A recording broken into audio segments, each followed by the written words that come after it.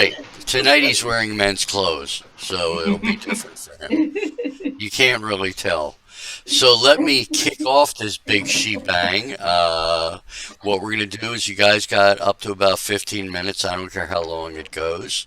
And we'll take a 5 minute break. That way, anybody's got something to add to it or you want to heckle or write stuff down.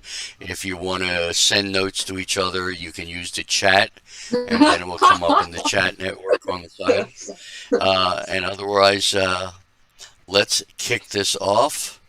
So if you're ready, let's hear for Zivan Vasquez. Woo! Thank you, thank you. You guys can hear me just fine, right? I'm very paranoid about my tech stuff. Okay, cool, awesome. Had kind of a turbulent February. I sort of had a meltdown, packed all my shit, and put it in the middle of campus. So that's where I've been at. And while I was in the mental hospital, my mom called, and the first thing she said was, "You know that's vandalism, right?" Yeah, that's my mother. That's Letitia Vasquez. And when I called my friend's mom, she goes, "Oh my God," after I tell her what my mom says. And right before I'm about to say, "Yeah," she goes, "It's littering. It wouldn't be vandalism, it's littering. That's what you would be charged with." Leave it to Debbie and Letty to be just as tone deaf as one another. Gosh, but another thing my mom asked me was if I'm having fun. I was having fun at the 8-day intensive care. I was not having any fun. The food was just above lukewarm, so that if you didn't eat it in a fucking frenzy, you were nomming on cold, slimy turkey. You basically were just sort of in this carbohydrate haze the entire time and trying to talk about self-compassion while trying not to throw up some fucking green beans.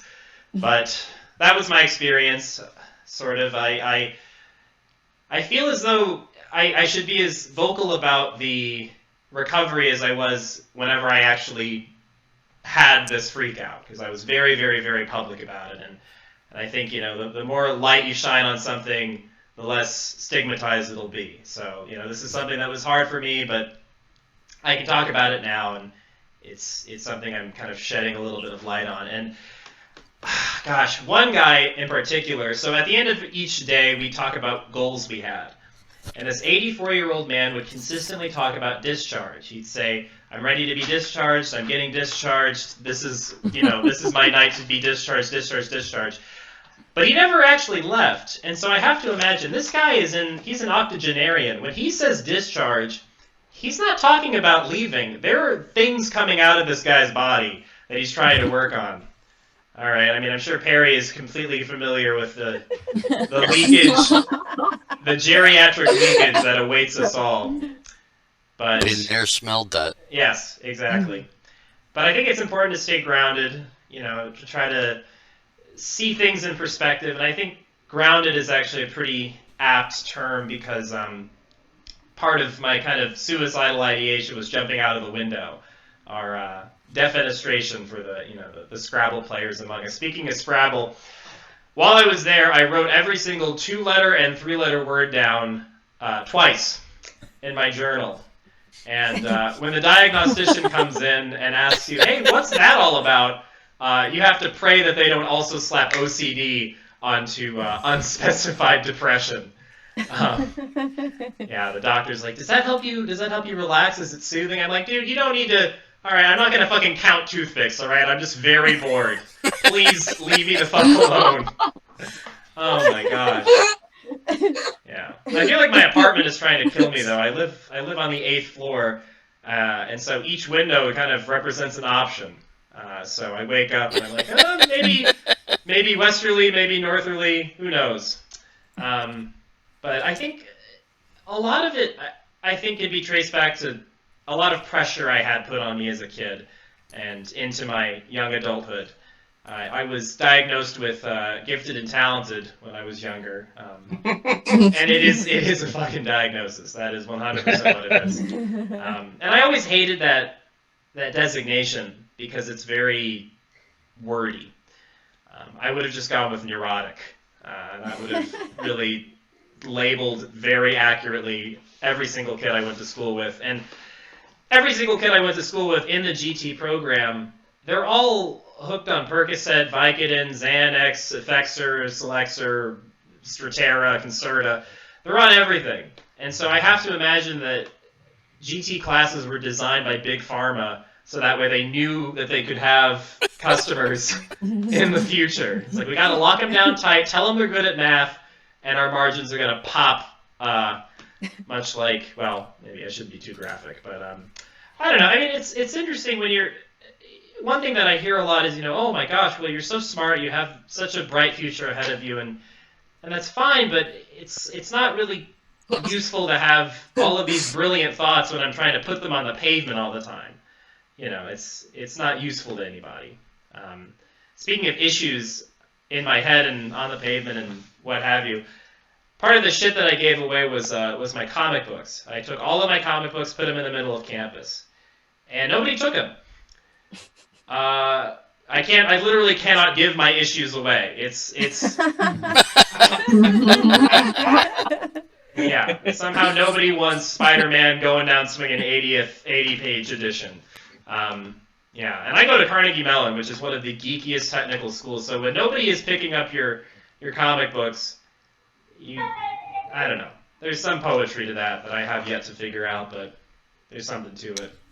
I'm actually a physics major at Carnegie Mellon, and what they don't tell you is you will be able to figure out every single body in motion except for yours. You will not fuck. You're absolutely locked down tight. Which sucks because you read about these scientists of antiquity, and they were all very, very, very kinky people. I mean, Einstein was a player, Bohr had multiple wives.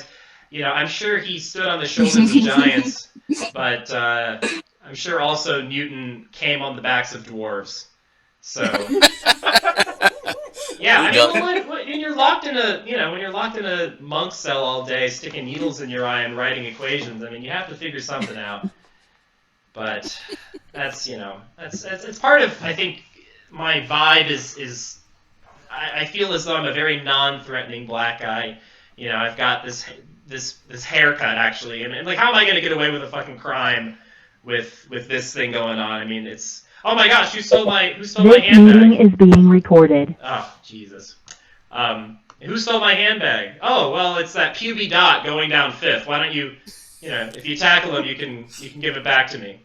So I can't really commit any crimes with this. And also, like, being kind of a dorky black guy, you kind of alienate yourself from the black community, and you're still a victim of white racism. It's not like when the police tackle me, they pat me down, find a Daft Punk CD, and let me go.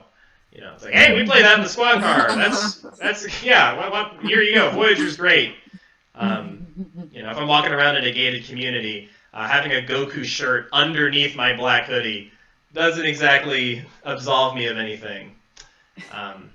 But I should actually say what my name is. I haven't actually formally introduced myself. My name is Zivan Raul Vasquez, or as my friend Sam calls it, Zivan Ravioli Vasquez. It's a mouthful. But the rest of my family is Zara and Zabin. Those are my younger brothers. So it's Zivan, Zara, and Zabin. And my mom mixes us up, and whenever she's trying to get any of our attention, she sounds like Bill Cosby having a stroke. Zivan, where are my Quaaludes? She's a stressed out lady. Yeah. I talked a little bit about comic books. I talked a little bit about my apartment. I don't have them back yet. Thankfully, my friend took all of my shit, and I want my shit back.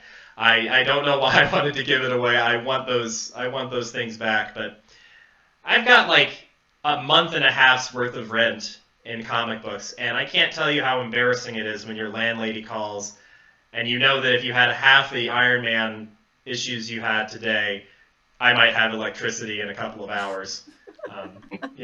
When I have to take a shower with a bucket, Spider-Man seems a little bit less enticing. Speaking of Spider-Man, I think he's probably my favorite superhero because he's the most relatable. We're both stressed out, college-aged and hanging by a thread, but he seems to be doing it with a lot more style. A friend of mine actually pointed out that Batman, I think, is a little bit more relatable because he's an actual person. He doesn't have any superpowers, and I was like, that's ridiculous, okay? Because Batman is a billionaire orphan, and I've never even met an orphan, okay? So there's no talking to a Batman equivalent. Plus, he also beats up the mentally ill, and as someone who has their own mental health problems, I don't think. I mean, just put some SSRIs in your utility belt, dude. You don't need to. Don't hit me, all right? I need help, all right? Jesus, you think Wayne Enterprises could invest in some healthcare? Gosh, let's see.